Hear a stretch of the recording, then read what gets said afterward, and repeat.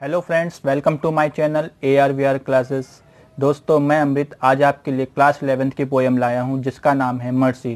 दोस्तों, आज मैं आपको ये पोएम पढ़ाऊंगा और इसको बहुत ही इजी वे में समझाने की कोशिश करूंगा ताकि ये पोएम आपको अच्छे से समझ में आ जाए।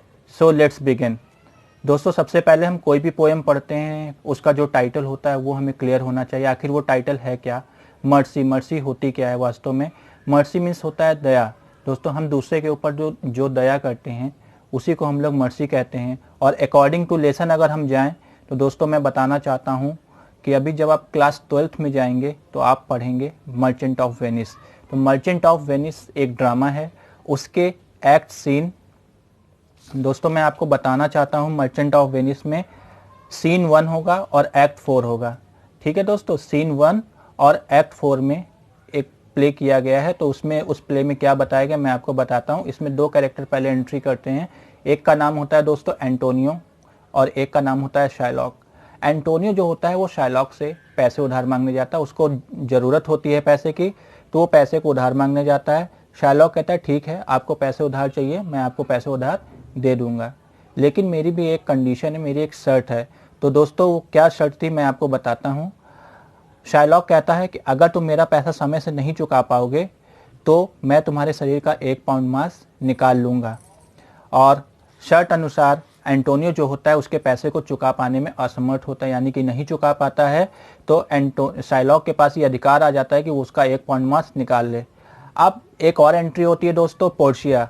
पोर्शिया जो होती है वो लीडिंग हीरोइन है द मर्चेंट ऑफ वेनिस की। उसकी एंट्री होती है जो एंटोनियो की बहुत ही बेस्ट फ्रेंड है।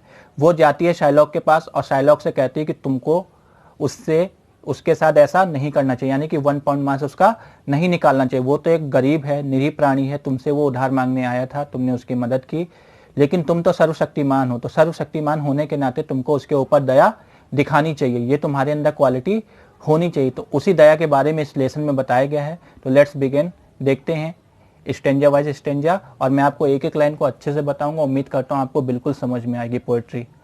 देखिए दोस्तों, पहली लाइन है the quality of mercy is not strain. Quality means होता है विशेषता या गुण, मर्सी मीन्स होता है दोस्तों दया, और स्ट्रेन मीन्स होता है दबाव डालना। देखो दोस्तों, देखिए जो मर्सी होती है, जो दया होती है, हम आप पे दबाव डाल के या किसी पे भी दबाव डाल के दया नहीं कराई जा सकती है।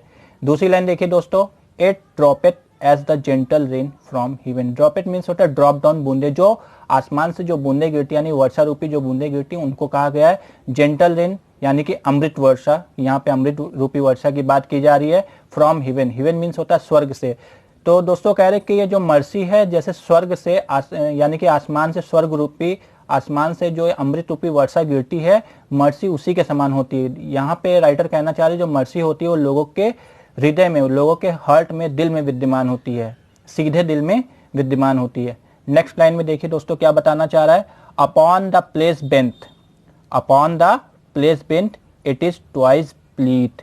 अपॉन मीन्स होता है ऊपर, बेंथ मीन्स होता है नीचे, ट्वाइस मीन्स होता है दो लोगों को या 2 बार।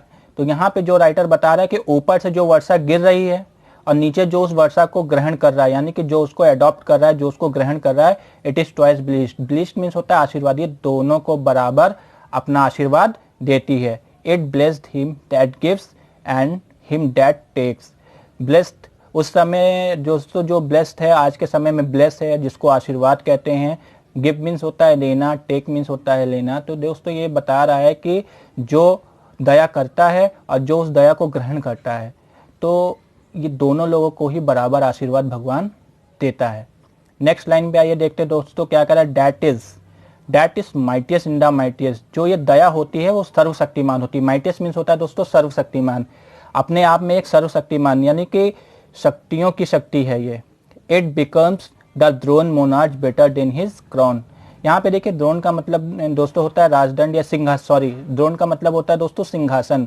मोनार्च उस सिंहासन पे जो बैठता है यानी कि वो राजा, उसको बेटर मीन्स होता है अच्छा बनता है, देन हिज क्राउन, उसका जो ताज, जो सर पे उसके ताज होता है उसको कहते हैं क्राउन। तो अब यहाँ पे कहने का मतलब ये है कि अगर जो राजा होता है उसके दिल में अगर दया है, मर्सी उसके दिल में, हार्ट में है, तो वो उसका जो ताज है वो और भी अधिक सुशोभित उसके ऊपर होता है। कोई भी राजा जिसके हृदय में अगर दया भाव विद्यमान होता है तो उसका ताज और भी अत्यधिक सुशोभित प्रतीत होता है। इस लाइन में ऐसा समझाने का प्रयत्न किया जा रहा है। नेक्स्ट लाइन में आइए दोस्तों, बहुत ही आराम से मैं अच्छे से बता रहा हूँ, उम्मीद करता हूँ बिल्कुल आपको समझ में आ रहा होगा। His scepter shows the force of temporal power. scepters means होता है दोस्तों राजदंड, shows मीन्स होता है दिखना या प्रदर्शित होना, फोर्स मीन्स होता है पावर, टेम्पोरल पावर मीन्स होता है अस्थायी शक्ति। दोस्तों यहाँ बताने जा रहा है कि जो राजा का राजदंड होता है उसमें जो उसको बल मिला है, जो पावर मिली है, जो उसकी शक्तियां हैं वो अस्थायी होती है। The attribute to awe and majesty. दोस्तों यहाँ पे मैं आपको बताना चाहता हूँ, एट्रीब्यूट मीन्स होता है प्राकृतिक, तो ये प्राकृतिक सहज भाव होता है कि लोग उसकी उन शक्तियों से, और मैजेस्टी मीन्स होता है गौरव से, उसकी शक्ति जो होती है उसके गौरव से लोग भयभीत होते हैं, डरते हैं। Wherein doth sit the dread and the fear of king. Dread means मैं आपको बताना चाहता हूँ अत्यधिक भय या चिंता होता है, फेयर मीन्स आपको पता ही भय होता है। तो लोग राजा की जो महिमा होती है, जो उसका गौरव होता है, जो उसकी शक्तियां होती है, उससे लोग डरते हैं।